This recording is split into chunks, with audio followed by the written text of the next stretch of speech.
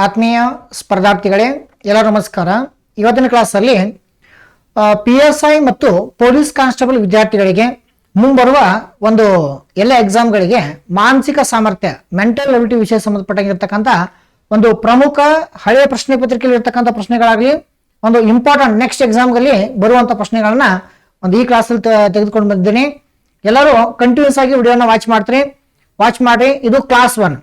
So PSI ಏನು exam ಏನು preparation ಮಾಡತ್ತಾರಲ್ಲ ಅವರಿಗೆ ಒಂದು ಬೆಸ್ಟ್ ಇಂಪಾರ್ಟೆಂಟ್ ಮುಂಬರುವ ಒಂದು 10 ರಿಂದ 15 ಪ್ರಶ್ನೆಗಳನ್ನ ಕೇಳ್ಬೋದು. ಸೊ ಇಲ್ಲಿ ನಾ ಇಂಪಾರ್ಟೆಂಟ್ ಒಂದು ಕ್ಲಾಸ್ಗಳನ್ನ ನಿಮ್ಗೆ ಕಂಟಿನ್ಯೂಸ್ ಆಗಿ ಸೊ ವಿಡಿಯೋನ ವಾಚ್ ಮಾಡ್ತಾ ಹೋಗ್ರಿ. ಸೊ ಇಲ್ಲಿ ನಮ್ಮ ಇದನ್ನ ಯಾವುದು ನಿಂಗಪ್ಪ ಅಕಾಡೆಮಿ ಅಂತೇಳಿ ಒಂದು ಯೂಟ್ಯೂಬ್ ಚಾನಲ್ ಇದೆ, ಅಲ್ಲೆಲ್ಲ ಸಬ್ಸ್ಕ್ರೈಬ್ ಮಾಡ್ಕೊಳ್ಳಿ. ಆಮೇಲೆ ಕಂಟಿನ್ಯೂಸ್ ಆಗಿ ವಿಡಿಯೋನ ವಾಚ್ ಮಾಡ್ತಾ ಹೋಗ್ರಿ. ಈಗ ಫಸ್ಟ್ ಕ್ವಶನ್ ಹೋಗೋಣ. ಸೊ ಫಸ್ಟ್ ಕ್ವಶನ್ ಇದು ಆಲ್ರೆಡಿ ಎಕ್ಸಾಮ್ದಲ್ಲಿ ಬಂದಿದೆ, ಒಂದು PSI ಎಕ್ಸಾಮ್ದಲ್ಲಿ ಆಲ್ರೆಡಿ ಈ ಕ್ವಶನ್ ಬಂದಿದೆ. ಈ ಕ್ವಶನ್ ಅನ್ನ ಹೆಂಗ್ ನಾವು ಸಾಲ್ವ್ ಮಾಡ್ಬೇಕು, ಏನ್ ಮಾಡ್ಬೇಕು ಅಂತ ನೋಡೋಣ.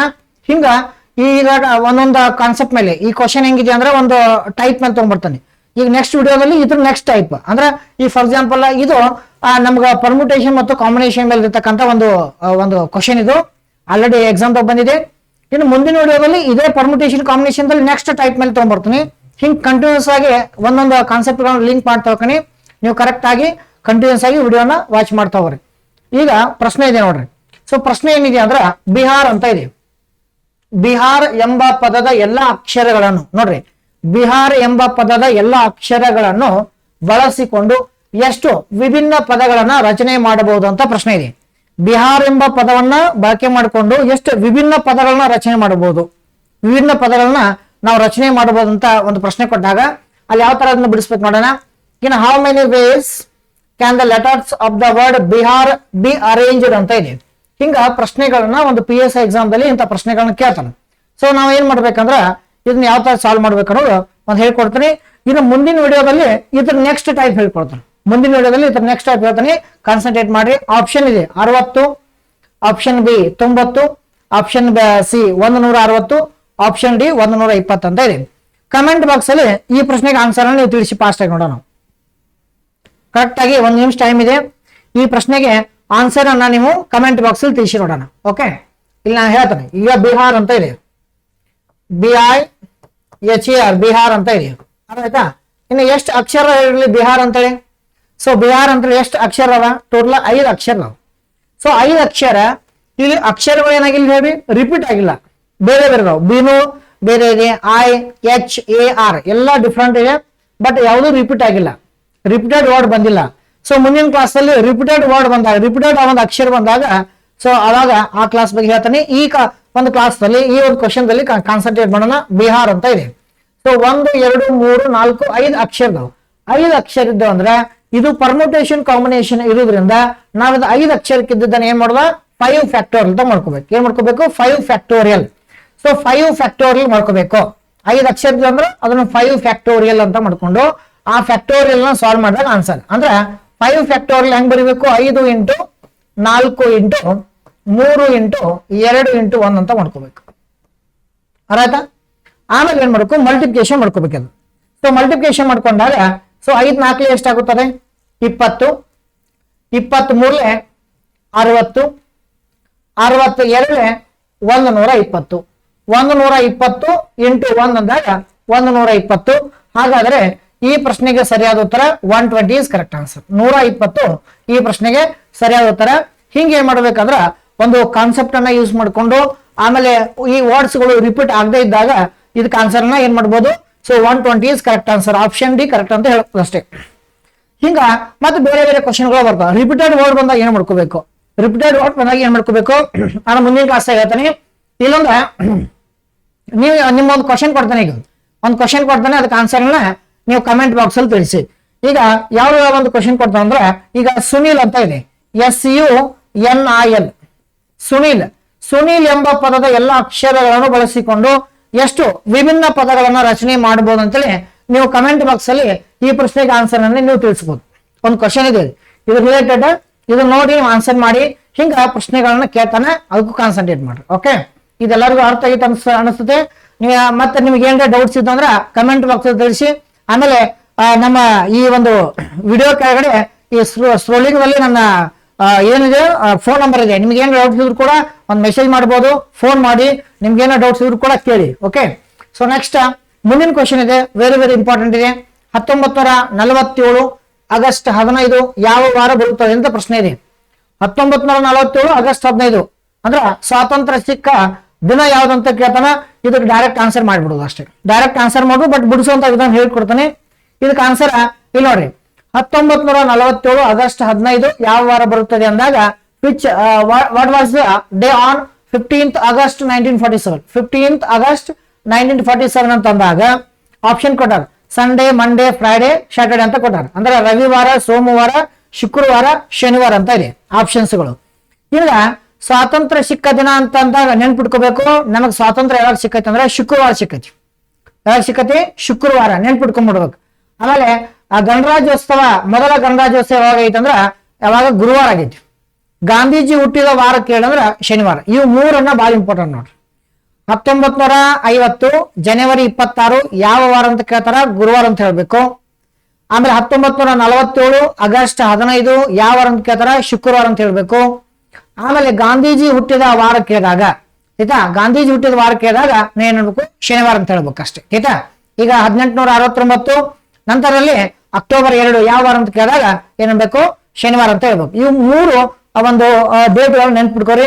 ಎಕ್ಸಾಮ್ದಾಗ ರಿಪೀಟೆಡ್ ಬರುವಂತ ಒಂದು ಕ್ವಶನ್ಗಳು. ಇದನ್ನ ಹೆಂಗ್ ಸಾಲ್ವ್ ಮಾಡ್ಬೇಕು ಅಂತ ಹೇಳ್ತಾನೆ. ಸೊ ಈ ಪ್ರಶ್ನೆಗೆ ಆನ್ಸರ್ ಏನು? ಫ್ರೈಡೆ ಅಂತ ಬರುತ್ತೆ, ಶುಕ್ರವಾರ ಅಂತ ಬರುತ್ತೆ. ಇನ್ನು ನಾನು ಬಿಡಿಸುವಂತ ವಿಧಾನ ಹೇಳ್ಕೊಡ್ತೀನಿ. ಬಟ್ ನೀವೇನ್ ಮಾಡ್ಬೇಕಂದ್ರ, ನಂದ ಒಂದು ಕ್ಯಾಲೆಂಡರ್ ಚಾಪ್ಟರ್ ಇದೆ, ಒಂದು ವಿಡಿಯೋ ಮಾಡೀನಿ, ಯೂಟ್ಯೂಬ್ ನಲ್ಲಿ ಅಪ್ಲೋಡ್ ಇದೆ, ಕ್ಯಾಲೆಂಡರ್ ಚಾಪ್ಟರ್ ಇದೆ. ಆ ಕ್ಯಾಲೆಂಡರ್ ಅಲ್ಲಿ ಸೊ ಕಂಪ್ಲೀಟ್ ಆಗಿ ನೋಡ್ಕೊಳ್ಳಿ, ನಿಮಗೆ ಈ ಕ್ವಶನ್ ಹೆಂಗ್ ಬಿಡಿಸ್ಬೇಕು ಅಂತ ಗೊತ್ತಾಗತ್ತೆ. ಈಗೆಲ್ಲ ಒಂದು ಆ ಕಾನ್ಸೆಪ್ಟ್ ಎಲ್ಲ ಹೇಳ್ಬೇಕಾಗತಿ, ಬಟ್ ಇನ್ ಹೆಂಗ್ ಬಿಡಿಸ್ಬೇಕು ಅನ್ನೋದು ಒಂದು ರೂಲ್ಸ್ ಪ್ರಕಾರ ಹೇಳ್ತಾನೆ, ಅದನ್ನ ಕಾನ್ಸಂಟ್ರೇಟ್ ಮಾಡೋಣ. ಇಲ್ಲಿ ಏನ್ ಮಾಡೋಣ ಅಂದ್ರೆ, ಫಸ್ಟ್ ಈಗ ಯಾವ ತರ ಈ ಪ್ರಶ್ನೆಯನ್ನು ಬಿಡಿಸ್ಬೇಕನ್ನ ನೋಡ್ತಾ ಹೋಗೋಣ. ಈಗ ಮೊದಲು ನಾವೇನ್ ಮಾಡ್ಬೇಕಂದ್ರೆ ಈ ಇಯರ್ ತಗೋಬೇಕು. 1947 ಇದೆಲ್ಲ, ಆ ಇದನ್ನ ಚಾಯ್ಸ್ ಮಾಡ್ಕೋಬೇಕು ಅಷ್ಟೇ. ಫಸ್ಟ್ ಹೇಳ್ತಾನೆ 1947 ತಗೋಬೇಕು. 1947 ಇದು ವರ್ಷ. ಇದು ಸಾಮಾನ್ಯ ವರ್ಷ, ಅಧಿಕ ವರ್ಷ ಅಂದಾಗ ಇದು ಸಾಮಾನ್ಯ ವರ್ಷ. ಇದು ಅಧಿಕ ವರ್ಷ ಇದ್ದಾಗ 4ರಿಂದ ಭಾಗ ಹೋಗುತ್ತೆ, ಸಾಮಾನ್ಯ ವರ್ಷ ಇದ್ದಾಗ 4ರಿಂದ ಭಾಗ ಹೋಗಲ್ಲ. ಸೊ ಆಗ 1947 ಸಾಮಾನ್ಯ ವರ್ಷ, ಆಯ್ತಾ. ಇದು ನಾರ್ಮಲ್ ಇಯರ್ ಅಂತ ಕರಿತೀವಿ ನಾವು. ಅವಾಗ ಏನ್ ಮಾಡ್ಬೇಕಂದ್ರೆ ನಾರ್ಮಲ್ ಇಯರ್ ಇರ್ಲಿ, ಅಧಿಕ ವರ್ಷ ಇರ್ಲಿ, ಏನ್ ಮಾಡ್ಬೇಕು ನೀವು? ಸೊ ಕಂಪಲ್ಸರಿ ಮೈನಸ್ ಅನ್ನು ಮಾಡ್ಬೇಕು. ಅಂದ್ರೆ ಈ ತರ ಪ್ರಶ್ನೆಗಳನ್ನ ಬಿಡಿಸುವಾಗ ಯಾವ್ದೋ ಒಂದು ಡೇಟ್ ಕೊಟ್ಬಿಡ್ತಾನೆ. ನೀವು ಯಾವ್ದೋ ಒಂದು ಡೇಟ್ ಕೊಟ್ಟಂದ್ರ ಆ ಡೇಟ್ ಯಾವ ವಾರ ರೀತಿ ಕಂಡು ಹಿಡಿಬೇಕಂದ್ರ ಇದೊಂದು ರೂಲ್ಸ್ ಹೇಳ್ತಾನೆ, ಕಾನ್ಸಂಟ್ರೇಟ್ ಮಾಡಿ ಇದೊಂದು ಸ್ವಲ್ಪ ಪ್ರಾಕ್ಟೀಸ್ ಮಾಡ್ಕೋಬೇಕು. ಸಡನ್ ಆಗಿ ಬರಲ್ಲ ಇದು, ಒಂದು ಕ್ವಶನ್ ಬಿಡಿಸಿದ್ರೆ ಬರಲ್ಲ. ಸ್ವಲ್ಪ ಈಗ ಅರ್ಥ ಮಾಡ್ಕೊರಿ. ನಂದು ಕ್ಯಾಲೆಂಡರ್ ಚಾಪ್ಟರ್ ದಲ್ಲಿ ಅದನ್ನೆಲ್ಲ ಕ್ಲೀನ್ ಆಗಿ ಹೇಳ್ಕೊಟ್ಟಾನೆ, ಅಲ್ಲಿ ನೀವು ಕಾನ್ಸಂಟ್ರೇಟ್ ಮಾಡಿ. 1947 ಅನ್ನ -1 ಮಾಡಿದಾಗ ನಮಗ ನೆಕ್ಸ್ಟ್ ಏನ್ ಬರುತ್ತೆ ಅಂದ್ರೆ 1946 ಅಂತ ಬರುತ್ತೆ. ಈ 1946 ಏನ್ ಬಂತಲ್ಲ, ಈ 1946 ನಮ್ ಕ್ವಶನ್ ಬಿಡ್ಸಾಕ ಈ ಒಂದು ಒಂದು ಡೇಟ್ ಇದೆಲ್ಲ ಅದು ಇಂಪಾರ್ಟೆಂಟ್, ಒಂದು ವರ್ಷ ಇದೆಲ್ಲ ಅದು ಇಂಪಾರ್ಟೆಂಟ್. ಅರ್ಥ? ಆಮೇಲೆ ನೋಡ್ರಿ, ಈಗ ನಾವೇನ್ ಮಾಡೋಣ ಅಂದ್ರೆ, ಈಗ 400 ಅಂದ್ರೆ 0 ಆಕತಿ. ಈಗ 400 ಅಂದ್ರೆ ಏನಾಯ್ತು? 0 ಆಕತಿ. ಇತ್ತ ಕಾನ್ಸಂಟ್ರೇಟ್. 400 ಅಂದ್ರೆ ಏನಾಕತಿ? 0 ಆಕತಿ. ಆಮೇಲೆ 800 ಅಂದ್ರೂ ಕೂಡ 0. 800 means also 0. 1200 means also 0. 1600 also 0. ಆಮೇಲೆ 2000 ಅಂದ್ರೂ ಕೂಡ ಇದು 0 ಅಂತ ಆಕತಿ. ಈಗ ನಾವ ಇವೆಲ್ಲಾನು ಒಂದು ಬೇಸಿಕ್ ನಾಲೆಜ್ ಅದು, ಇದನ್ನೆಲ್ಲ ಯೂಸ್ ಮಾಡ್ಕೋಬೇಕು. ಇಲ್ಲಿ ನಾವ್ ಏನ್ ಮಾಡ್ಬೇಕಂದ್ರೆ 1946 ಇದ್ರ ನಾವ್ 2000 ತಗೋಬೇಕು ಅಥವಾ 1600 ತಗೋಬೇಕು ಹೇಳ್ರಿ? 1946 ಇದ್ರ ನಾವೇನ್ ತಗೋಬೇಕು? 1600 ತಗೋಬೇಕು. ಅಂದ್ರ ಈ 2000ಕ್ಕಿಂತ ಕಡಿಮೆ ಇದು ಡೇಟ್ ಇದ್ರ ಅದಕ್ಕಿಂತ ಹಿಂದೆ ತಗೋಬೇಕಷ್ಟೇ. ಈ 2000 ತಗೊಂಡ್ರೆ ಏನಾಗತ್ತೆ? ಹೆಚ್ಚಾಕೈತಿ. ಅದಕ್ಕೆ 1600 ಅಂತ ತೆಗೆದುಕೊಳ್ಬೇಕು. ಈಗ 1600 ಇಲ್ಲಿ ತೆಗೆದುಕೊಂಡ್ರ ಆಯ್ತಾ? 1600 ತೆಗೆದುಕೊಂಡ್ರೆ ಅದು 0 ಅಂತ ಆಕತಿ. ಈಗ 1946 1600 ತೆಗೆದುಕೊಂಡ್ರೆ ಇನ್ ಎಷ್ಟು ಉಳಿತು? ಇಲ್ಲಿ 346 ಉಳಿತು. ಎಷ್ಟು ಉಳಿತು? 346 ಉಳಿತು. 346 ಉಳಿತು. ಆಮೇಲೆ ಇಲ್ಲಿ 300 ತೆಗೆದುಕೊಳ್ಬೇಕು. ಈ 300 ತೆಗೆದುಕೊಳ್ಬೇಕ ಅವಾಗ ತಗೊಂಡಾಗ ಅವಾಗ ಇಲ್ಲಿ ಆಗತ್ತೆ 1 ಅಂತ ತಗೊಂಡ್. ಇದು 1 ಹೆಂಗ್ ತಗೊಂಡ್ರೆ ನಿಮ್ಗೆ ನೋಡ್ರಿ, ಈಗ ಒಂದು 100 ವರ್ಷ ಆಯ್ತಂದ್ರ ಆ 100 ವರ್ಷಕ್ಕೆ ಶೇಷ ಎಷ್ಟು ಉಳಿತೈತೆ ಅಂದ್ರ 5 ಶೇಷ ಉಳಿತು. ಅದನ್ನೆಲ್ಲ ಒಂದು ವಿಡಿಯೋದಲ್ಲಿ ಕಂಪ್ಲೀಟ್ ಹೇಳ್ಕೊಟ್ಟೇನಿ. 100ಕ್ಕೆ ಇವೆಲ್ಲ ಎಕ್ಸಾಮ್ದಾಗ ಏನು ಬರಲ್ಲ, ಈಗ ನೆನ್ಪಿಟ್ಕೋಬೇಕು ಅಷ್ಟೇ. ಇವೆಲ್ಲ ಟ್ರಿಕ್ಸ್, ಒಂದು ಕಾನ್ಸೆಪ್ಟ್ ಅಷ್ಟೇ.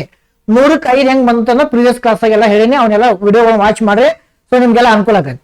ಈಗ 100ಕ್ಕೆ 5 ಆದ್ರೆ 200ಕ್ಕೆ ಎಷ್ಟಾಗತ್ತೆ ಹೇಳ್ರಿ? 10 ಆಕತಿ. 200ಕ್ಕೆ 10 ಆದ್ರೆ ಮತ್ತೆ 7ರಿಂದ ಭಾಗಿಸಿದ್ರೆ ಎಷ್ಟಾಗತ್ತೆ? 3 ಉಳಿದೈತಿ. ಈಗ 100ಕ್ಕೆ 5 ಆಯ್ತು, 200ಕ್ಕೆ ಎಷ್ಟಾಗತ್ತೆ 10 ಆಕತಿ. ಬಟ್ ಆದ್ರೆ ಏನ್ ಮಾಡ್ಬೇಕು, ಆ 10ರಲ್ಲಿ 7 ತಗೊಂಡ್ರೆ 3 ಉಳಿತು. ಇನ್ನು 300ಕ್ಕೆ ಎಷ್ಟಾಗುತ್ತದೆ, 300ಕ್ಕೆ 15 ಆಗುತ್ತದೆ.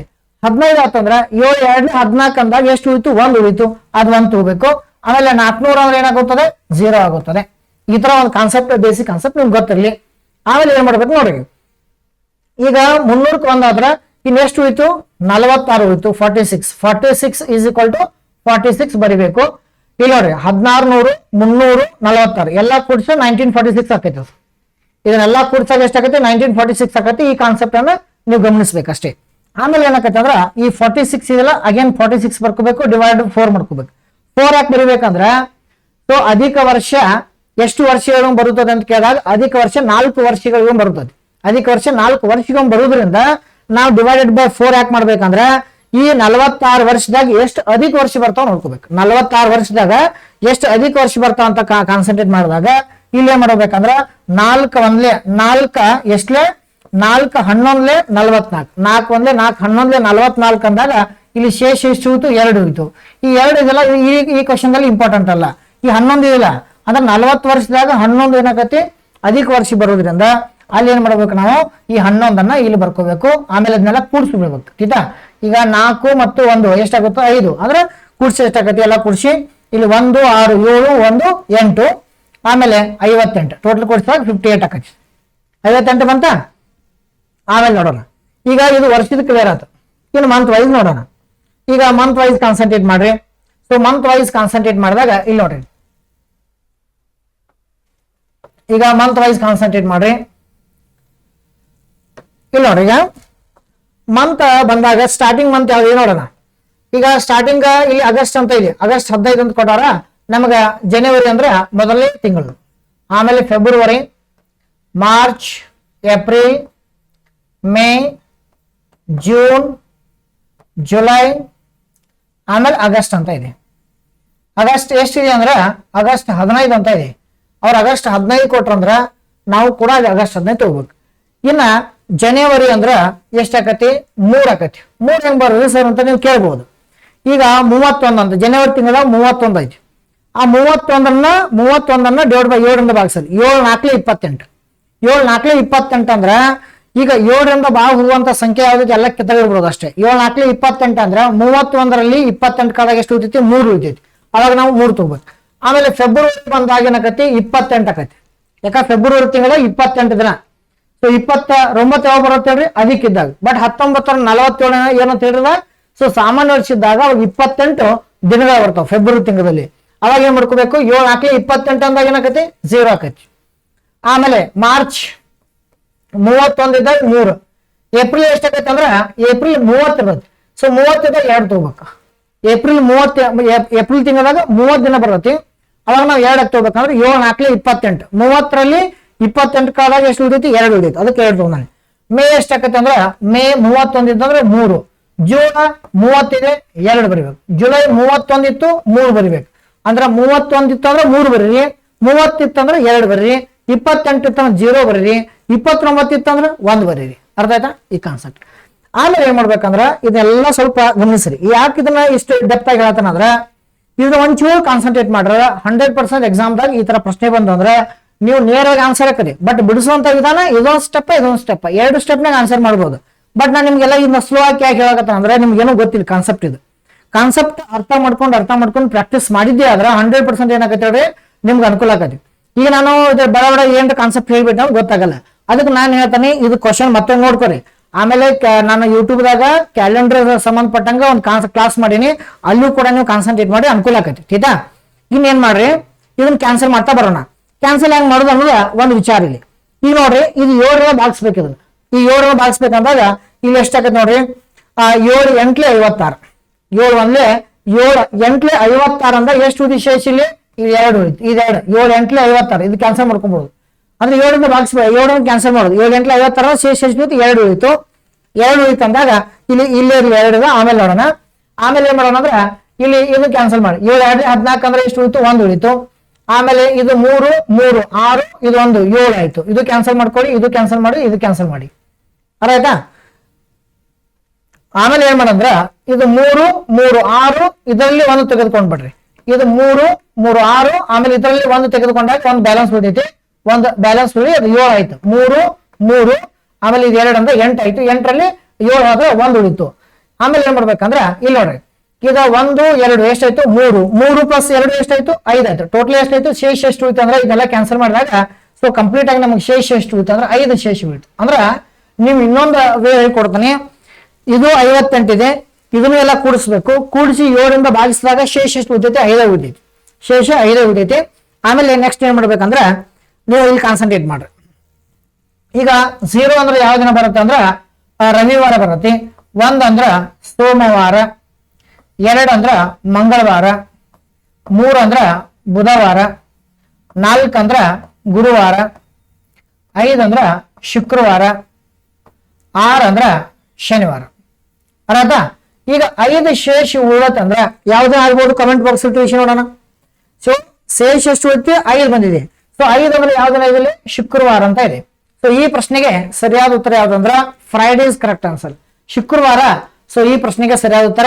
ಹಿಂಗೆ ಏನ್ ಮಾಡ್ಬೇಕಂದ್ರೆ ಕಾನ್ಸಂಟ್ರೇಟ್ ಮಾಡ್ರಿ. ಇದನ್ನ ಯಾಕೆ ಇಷ್ಟೆಲ್ಲ ಡಿಟೇಲ್ ಆಗಿ ಹೇಳಿನಿ ಅಂದ್ರ ಸ್ವಲ್ಪ ಎಕ್ಸಾಮ್ ದಲ್ಲಿ ಇಂಥ ಪ್ರಶ್ನೆಗಳು 100% ಪ್ರಶ್ನೆಗಳನ್ನ ಕೇಳ್ತಾನ, ಸ್ವಲ್ಪ ಕಾನ್ಸಂಟ್ರೇಟ್ ಮಾಡಿ. ಓಕೆ, ಈ ಪ್ರಶ್ನೆಗೆ ಸರಿಯಾದ ಉತ್ತರ ಶುಕ್ರವಾರ. ನೆಕ್ಸ್ಟ್ ಮುಂದಿನ ಪ್ರಶ್ನೆ ಇದೆ ನೋಡ್ರಿ.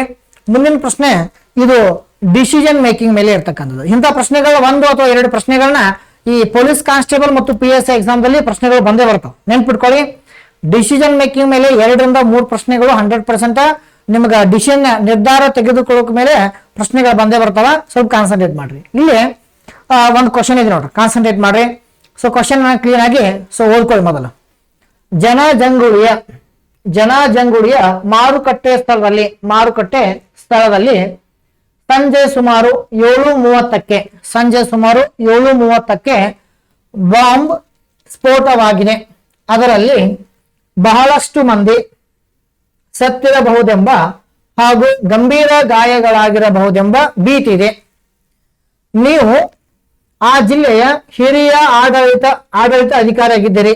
ನೋಡಿ, ಇದು ವೆರಿ ವೆರಿ ಇಂಪಾರ್ಟೆಂಟ್. ನೀವೇನಾಗಿದ್ದೀರಿ? ನೀವು ಆ ಜಿಲ್ಲೆಯ ಹಿರಿಯ ಆಡಳಿತ ಅಧಿಕಾರಿ ಆಗಿದ್ದೀರಿ. ಸಂಜೆ 7:35ಕ್ಕೆ ಸ್ಫೋಟದ ಮಾಹಿತಿ ನಿಮಗೆ ಸಿಕ್ಕಿದೆ. ಆಗ ನೀವು ಏನು ಮಾಡುವಿರಿ? ಹಿಂಗ ಪ್ರಶ್ನೆ ಕೇಳ್ತಾರೆ. ಬಾಂಬ್ ಸ್ಫೋಟವಾಗಿದ್ದು 7:30ಕ್ಕ, ನೀವು ಮಾಹಿತಿ ಸಿಕ್ಕಿದ್ದು 7:35ಕ್ಕೆ. ಇದು ಬಹಳ ಇಂಪಾರ್ಟೆಂಟ್. ಅಂಕಿ ಸಂಖ್ಯೆಗಳನ್ನ ಕಾನ್ಸಂಟ್ರೇಟ್ ಮಾಡಬೇಕು. ಮತ್ತು ಆಮೇಲೆ ಇಲ್ಲಿ 3 ಪಾಯಿಂಟ್ ಇಂಪಾರ್ಟೆಂಟ್. 7:30ಕ್ಕ ಬಾಂಬ್ ಸ್ಫೋಟವಾಗಿದೆ. ನೀವೇನ್ ಮಾಡಿದ್ರಿ? ಹಿರಿಯ ಆಡಳಿತ ಅಧಿಕಾರಿ ಆಗಿದ್ದೀರಿ. ಹಿರಿಯ ಆಡಳಿತ ಅಧಿಕಾರಿ ಅಂದ್ರೆ ಒಂದು ಜಿಲ್ಲೆ ಇತ್ತಂದ್ರೆ ಜಿಲ್ಲೆ ಹಿರಿಯ ಆಡಳಿತ ಅಧಿಕಾರಿ ಅಂದ್ರೆ ಡಿಸಿ ಆಕಾರ. ಸೊ ಅಲ್ಲಿ 7:35ಕ್ಕೆ ನಿಮಗೆ ಸ್ಫೋಟದ ಮಾಹಿತಿ ಸಿಕ್ಕಿದೆ. ಅವಾಗ ನೀವೇನ್ ಮಾಡ್ತೀರ ಅಂತ ಸೊ ಈ ತರ ಪ್ರಶ್ನೆ ಬಂದಿದೆ. ಇನ್ನ ಏನಿದೆ ಅಂದ್ರ ಘಟನಾ ಸ್ಥಳಕ್ಕೆ ಖುದ್ದಾಗಿ ರಭಸದಿಂದ ಹೋಗುವುದು. ನೋಡ್ರಿ, ಘಟನಾ ಸ್ಥಳಕ್ಕೆ ಖುದ್ದಾಗಿ ರಭಸದಿಂದ ಹೋಗುವುದು ಮತ್ತು ಮೃತರನ್ನು ಗಾಯಾಳುಗಳನ್ನು ಸ್ಥಳೀಯ ಆಸ್ಪತ್ರೆಗೆ ಕಳಿಸುವುದು.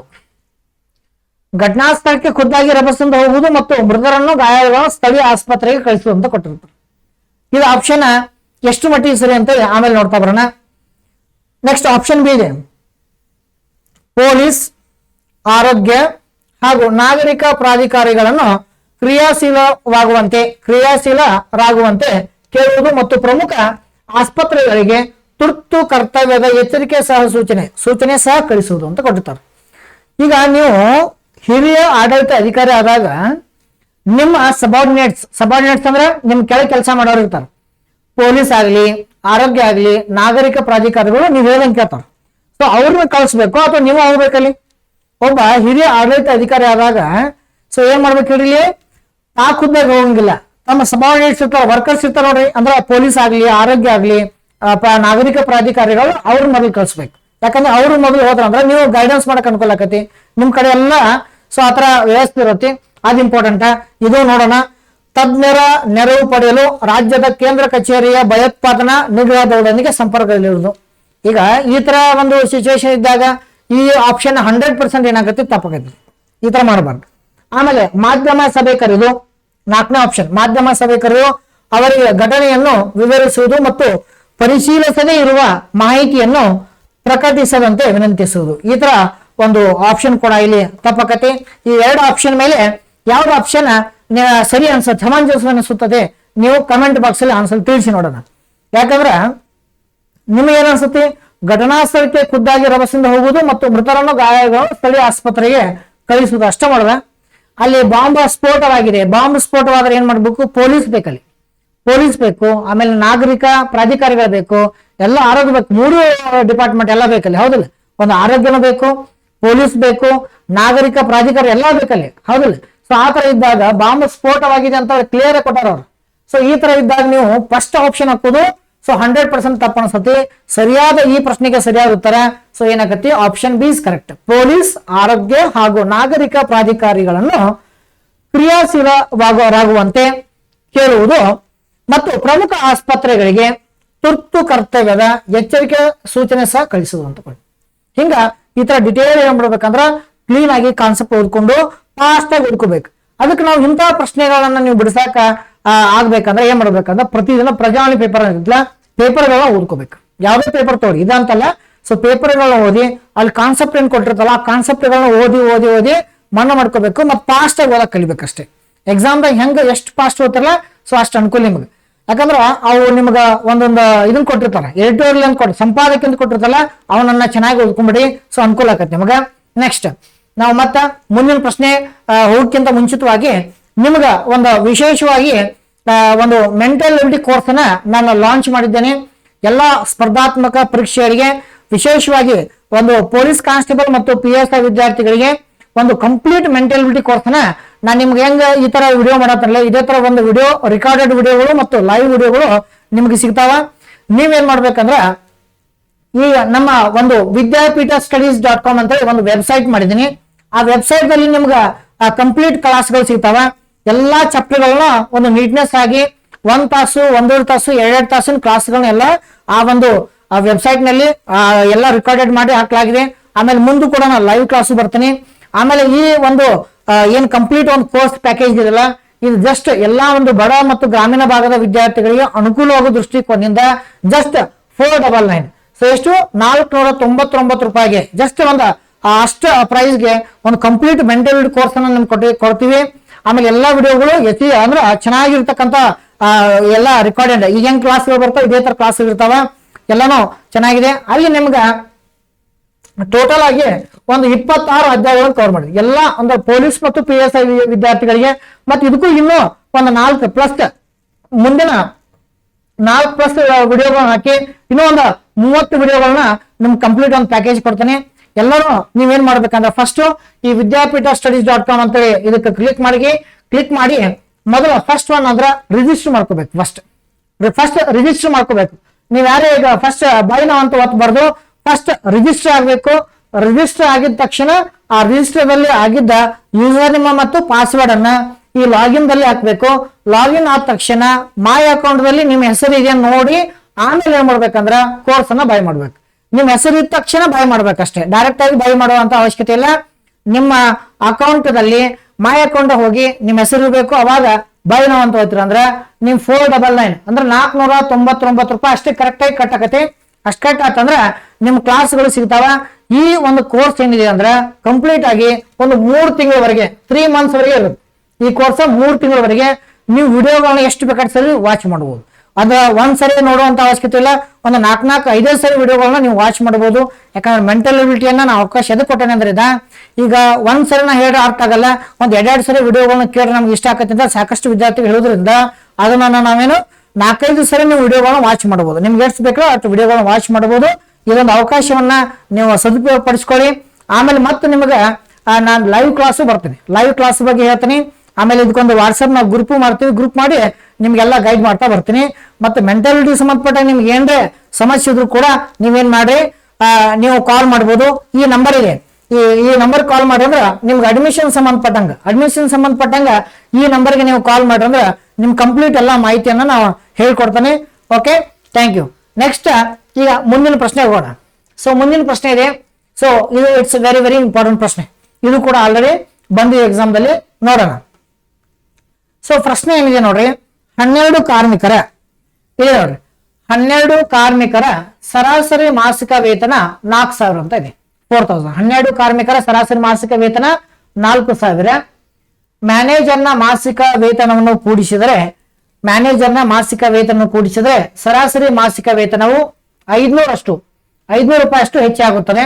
500 ರೂಪಾಯಿ ಅಷ್ಟು ಹೆಚ್ಚಾಗುತ್ತದೆ. ಮ್ಯಾನೇಜರ್ನ ಮಾಸಿಕ ವೇತನ ಎಷ್ಟು ಅಂತ ಇದೆ. ಮ್ಯಾನೇಜರ್ನ ಮಾಸಿಕ ವೇತನ ಎಷ್ಟು ಅಂತ ಇದೆ. ಇಲ್ಲಿ average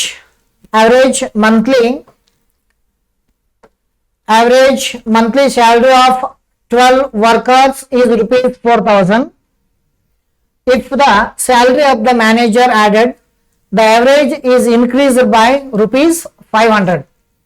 What is the salary of the manager? What is the salary of the manager ಅಂತ ಇದೆ. ಸೊ ಆಪ್ಷನ್ 1 ಏನಿದೆ ಅಂದ್ರೆ 15,500, option B 14,500, option C 10,500, option D 18,500 ಅಂತ ಇದೆ. ಈಗ ಕ್ಲೀನ್ ಆಗಿ ಸೊ ಕರೆಕ್ಟ್ ಕಾನ್ಸಂಟ್ರೇಟ್ ಮಾಡಿ ಓದ್ಬೇಕು.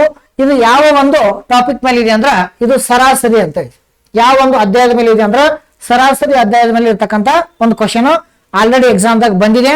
ಇನ್ನ ಮುಂದೆ ಇದ್ರ ರಿಲೇಟೆಡ್ ಪ್ರಶ್ನೆಗಳು ಮುಂದಿನ ಎಕ್ಸಾಮ್ ದಲ್ಲಿ ಬರಬಹುದು. ಇಂಪಾರ್ಟೆಂಟ್ ಒಂದು ಕ್ವಶನ್ ಇದೆ, ಕಾನ್ಸಂಟ್ರೇಟ್ ಮಾಡ್ರಿ. ಇನ್ನ ಈ ಪ್ರಶ್ನೆ ಹೆಂಗ್ ಬಿಡಿಸ್ಬೇಕಂತ ನೋಡೋಣ. ಈಗ ಎಷ್ಟು ಜನ ಕಾರ್ಮಿಕರದಾರು? 12 ಜನ ಕಾರ್ಮಿಕರದಾರ. 12 ಜನ ಕಾರ್ಮಿಕರ ಸರಾಸರಿ ಮಾಸಿಕ ವೇತನ ಎಷ್ಟಿದೆ? 4,000 ಅಂತ ಇದೆ. ಸೊ 12 ಕಾರ್ಮಿಕರು ಇಂಟು 4,000 ಅಂತ ಮಾಡ್ಕೋಬೇಕು. ಸೊ ಇದನ್ನ ಮಲ್ಟಿಪ್ಲಿಕೇಶನ್ ಮಾಡಿದಾಗ ಇಲ್ಲಿ 3 0 ಅದಾವು, 3 0 ಇಟ್ಕೋಬೇಕಷ್ಟೇ. 0 0 0 ಅಂತ ಇದೆ. ಆಮೇಲೆ 12 4 ಎಷ್ಟು? 48. 12 4 48. ಇದೆಷ್ಟಾಯ್ತು? 48,000. 48,000 ಆಯ್ತಾ? ಓಕೆ. ನೆಕ್ಸ್ಟ್ ಈಗ 12 ಜನ ಕಾರ್ಮಿಕರು ಇದ್ರು. ಈಗ ಏನಾಯ್ತು? ಮ್ಯಾನೇಜರ್ ಮಾಸಿಕ ವೇತನ ಕೂಡಿಸಿದ್ರೆ ಮ್ಯಾನೇಜರ್ ಒಬ್ಬ ಬಂದ. ಈ ಮ್ಯಾನೇಜರ್ ಒಬ್ಬ ಎಕ್ಸ್ಟ್ರಾ ಬಂದ. ಮ್ಯಾನೇಜರ್ ಎಕ್ಸ್ಟ್ರಾ ಬಂದಾಗ ಮೊದಲು 12 ಜನ, ಮ್ಯಾನೇಜರ್ ಒಬ್ಬ ಅಂದ್ರೆ 13 ಜನ ಅದ ಟೋಟಲ್. ನೆಕ್ಸ್ಟ್ ಟೈಮ್ 13 ಇಂಟು ಅವಾಗ 4,000 ಇದ್ದದ್ದು ಏನಾಯ್ತು? 4,000 ಇದ್ದದ್ದು 500 ರೂಪಾಯಿ ಎಕ್ಸ್ಟ್ರಾ ಆಯ್ತು. ಮ್ಯಾನೇಜರ್ ಬಂದಾಗ 500 ರೂಪಾಯಿ ಜಾಸ್ತಿ ಆಯ್ತು. ಅಂದ್ರಾಗ 4,000 ಪ್ಲಸ್ ಒಂದು 500 ಅಂದಾಗ 4,500 ಅಂತ ಮಾಡ್ಕೋಬೇಕು. ಈ ತರ ಒಂದು ಕ್ವಶನ್ ಬಿಡ್ಸಕ್ ಕಲಿಬೇಕಷ್ಟೇ. ಆಮೇಲೆ ಇದನ್ನ ಮಲ್ಟಿಪ್ಲಿಕೇಶನ್ ಮಾಡೋಣ. ಸೊ ಮಲ್ಟಿಪ್ಲಿಕೇಶನ್ ಏನಂದ್ರೆ ಇವೆರಡು 0 ಇದೆ, ಇವೆರಡು 0 ಇಡೋಣ. ಆಮೇಲೆ ಎಷ್ಟು ಇತ್ತು? 45. 13 ಇಂಟು 45 13 5 65. ಇಲ್ಲಿ 5 ಬರೀಲಿ, 6 ಬ್ಯಾಲೆನ್ಸ್ ಉಳಿಲಿ. ಆಮೇಲೆ 13 4 52. 52 ಪ್ಲಸ್ 6, 52 ಪ್ಲಸ್ 6 ಅಂದಾಗ ಸೊ ಎಷ್ಟಾಯ್ತು? 58 ಅಂತ ಆಯ್ತು. ಅರ್ಥ? ಎಷ್ಟಾಯ್ತು? 48,000 ಇನ್ನ 58,500 ಆಯ್ತು. ಈಗ ನಮ್ಗೆ ಏನ್ ಬೇಕಾಗಿದೆ? ಮ್ಯಾನೇಜರ್ ಬೇಕಾಗಿದ್ದಾನೆ. ಅವಾಗ ನಮ್ಗೆ ಯಾರು ಬೇಡ? ಕಾರ್ಮಿಕರು ಬೇಡ. ಕಾರ್ಮಿಕರು ಎಷ್ಟು? 48,000. ಅವಾಗ ಏನ್ ಮಾಡ್ಬೇಕಂದ್ರ 58,500 ಮೈನಸ್ 48,000 ಅಂತ ಮಾಡ್ಕೊಬೇಕು. 58,500 ಅಲ್ಲಿ 48,000 ಕಳೆದಾಗ ಎಷ್ಟಾಗುತ್ತದೆ? 10,500 ಅಂತ ಆಗುತ್ತೆ. 10,500. ಹಾಗಾದ್ರೆ ಈ ಪ್ರಶ್ನೆಗೆ ಸರಿಯಾದ ಉತ್ತರ ಯಾವ್ದಂದ್ರ 10,500 ಇಸ್ ಕರೆಕ್ಟ್. ಆಯ್ತಾ? 10,500 ಈ ಪ್ರಶ್ನೆಗೆ ಸರಿಯಾದ ಉತ್ತರ. ಹಿಂಗ ಏನ್ ಮಾಡ್ಬೇಕಂದ್ರ ಸೊ ಪ್ರಶ್ನೆಗಳನ್ನ ಕಾನ್ಸಂಟ್ರೇಟ್ ಮಾಡಿ ಸೊ ಬಿಡಿಸ್ಬೇಕಷ್ಟೇ. ಅರ್ಥ ಆಯ್ತಾ? ಸೊ ಅದಕ್ಕ ನೀವು ಡೈಲಿ ಏನ್ ಮಾಡ್ಬೇಕಂದ್ರೆ ಈ ತರ ಒಂದು ಕಾನ್ಸೆಪ್ಟ್ ಗಳನ್ನ ಅರ್ಥ ಮಾಡ್ಕೊಂಡು ಸೊ ಪ್ರಶ್ನೆಗಳನ್ನ ಸೊ ಬಿಡಿಸ್ಬೇಕು. ನಿಮ್ಗೆ ಅನುಕೂಲ ಆಗುತ್ತೆ. ಓಕೆ. ಇನ್ನ ಈ ಪ್ರಶ್ನೆಗೆ ಸರಿಯಾದ ಉತ್ತರ 10,500. ಇದು ಸರಾಸರಿ ಮೇಲೆ ಇರ್ತಕ್ಕಂಥ ಕಾನ್ಸೆಪ್ಟ್, ಅವರೇಜ್ ಮೇಲೆ ಇರ್ತಕ್ಕಂಥ ಕಾನ್ಸೆಪ್ಟ್. ಓಕೆ. ಇನ್ನ ಮುಂದಿನ ಪ್ರಶ್ನೆ ಆಗೋಣ. ಸೊ ಮುಂದಿನ ಪ್ರಶ್ನೆ ನೋಡ್ತಾ ಬರೋಣ. ಸೊ ನೆಕ್ಸ್ಟ್ ಪ್ರಶ್ನೆ ಏನಿದೆ ಅಂದ್ರ ಇದು ದಿಕ್ಕುಗಳ ಮೇಲೆ ಇರ್ತಕ್ಕಂಥ ಡೈರೆಕ್ಷನ್ ಟೆಸ್ಟ್ ಮೇಲೆ ಇರ್ತಕ್ಕಂಥದ್ದು. ಅಂದ್ರೆ ನಾನು ಏನ್ ಮಾಡೇನಿ ಅಂದ್ರೆ ಪ್ರತಿಯೊಂದು ಅಧ್ಯಾಯದಲ್ಲಿ ಇರ್ತಕ್ಕಂಥ ಒಂದೊಂದು ಪ್ರಮುಖ ಪ್ರಶ್ನೆಗಳನ್ನ ಇಲ್ಲಿ ನಾ ತೆಗೆದುಕೊಂಡು ಬಂದಿದ್ದೇನೆ. ಕಂಟಿನ್ಯೂಸ್ ಆಗಿ ವಿಡಿಯೋನ ವಾಚ್ ಮಾಡ್ರಿ, ವಿಡಿಯೋ ಸ್ಕಿಪ್ ಮಾಡಬೇಡ್ರಿ. ನಿಮ್ಗೆಲ್ಲ ಅನುಕೂಲ ಆಕತಿ. Mentality is very very important. ಯಾಕಂದ್ರ ಅಂಕಿ ಸಂಖ್ಯೆಗಳು ಮತ್ತೆ ಬಿಡಿಸುವಂತ ಮೆಥಡ್ ಆಗ್ಲಿ, ಇದಕ್ಕ ಸಿಂಪಲ್ ಟ್ರಿಕ್ಸ್ ಯಾವ ತರ ನಾವು ಬಳಕೆ ಮಾಡ್ತೇವೆ ಅನ್ನೋದು ಬಹಳ ಇಂಪಾರ್ಟೆಂಟ್ ಆಕತಿ. ಗಮನಿಸಿ. ಇಲ್ಲಿ ನೆಕ್ಸ್ಟ್ ನೋಡಿ ಏನಿದೆ ಅಂದ್ರ ಒಬ್ಬ ವ್ಯಕ್ತಿಯು ಪೂರ್ವ ದಿಕ್ಕಿಗೆ 4 ಕಿಲೋಮೀಟರ್ ಮುಂದೆ ಹೋಗುತ್ತಾನೆ. ಪೂರ್ವ ದಿಕ್ಕಿಗೆ 4 ಕಿಲೋಮೀಟರ್ ಮುಂದೆ ಹೋಗುತ್ತಾನೆ. ನಂತರ ಉತ್ತರ ದಿಕ್ಕಿನಲ್ಲಿ 3 ಕಿಲೋಮೀಟರ್ ಹೋಗುತ್ತಾನೆ. ಅನಂತರ ಪೂರ್ವ ದಿಕ್ಕಿನಲ್ಲಿ 2 ಕಿಲೋಮೀಟರ್ ಹೋಗುತ್ತಾನೆ. ತದನಂತರ ದಕ್ಷಿಣ ದಿಕ್ಕಿನಲ್ಲಿ 3 ಕಿಲೋಮೀಟರ್ ಹೋಗುತ್ತಾನೆ. ಈಗ ಆತನು ಆರಂಭದ ಸ್ಥಳದಿಂದ ಎಷ್ಟು ದೂರ ಇಲ್ಲ, ಆರಂಭದ ಸ್ಥಳದಿಂದ ಎಷ್ಟು ದೂರದಲ್ಲಿದ್ದಾನೆ ಅಂತ ಪ್ರಶ್ನೆ ಇದೆ. A person moves 4 kilometers towards east. ಆಯ್ತಾ? 4 kilometers towards east directions. Then he moves 3 kilometers towards north. Again he moves 2 kilometers towards east direction. After that he moves 3 kilometers towards south direction. How far is he from starting point ಅಂತ ಇದೆ.